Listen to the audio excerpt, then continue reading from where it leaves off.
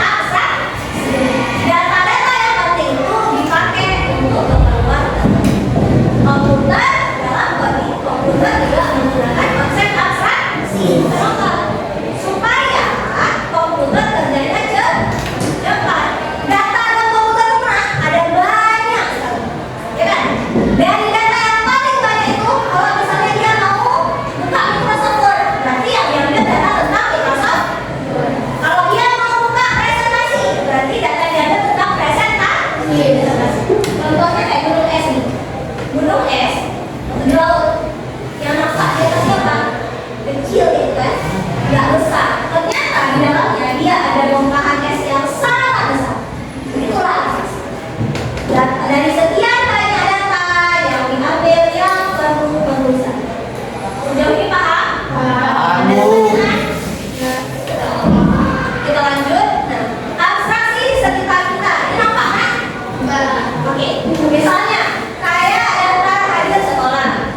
Ibu punya data nama, alamat, hobi, golongan darah, dan makanan favorit. Tapi karena ibu perlu cuma untuk daftar hadir sekolah, maka yang ibu ambil cuma nama dan kehadiran. Contoh yang kedua, misalnya ibu mau buat daftar klub olahraga, ya kan? Ibu punya data nama, tinggi, berat, hobi, dan cita-cita.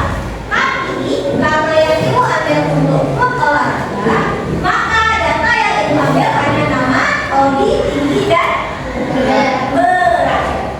Yang terakhir, daftar kontak orang tua. Ibu punya daftar data kalian, nama siswa, nama orang tua, nomor HP, dan alamat. Tapi yang ibu ambil apa aja? Nama dan nomor HP orang tua. Sejauh ini paham? Paham, Bu. Kalau misalnya ibu punya data kalian berupa nama, alamat, tempat tanggal lahir, cita-cita, hobi, tapi ibu membuat daftar ulang tahun kelas 94, ibu berarti perlu apa aja? Nama dan tanggal lahir. Berarti sudah paham? Ya, oke. Selanjutnya kita akan punya kelompok. Perhatikan LKPD di depan. LKPD ini pertama kalian isi dulu nama sama kelompok sama wawancara anggota kelompok kalian berupa nama, tempat tanggal lahir, nama orang tua, nomor HP, dan hobi. Ya. Kemudian di lembar selanjutnya kalian pilih misalnya daftar hadir kelas, berarti data yang dipilih apa aja? Ya apa tadi? Nama dan kehadiran. Kenapa kalian pilih nama dan kehadiran? Itu yang Jelaskan. Karena daftar hadir kelas hanya membutuhkan daftar nama dan kehadiran siswa setiap hari. Yang kedua apa? Ada klub olahraga. Apa aja data yang diperlukan dari data yang direkam? Data di sini. Misalnya, ingat? Misalnya yang diperlukan untuk klub olahraga ada nama, sama nomor HP, sama hobi. Kenapa kalian ambil itu? Paham?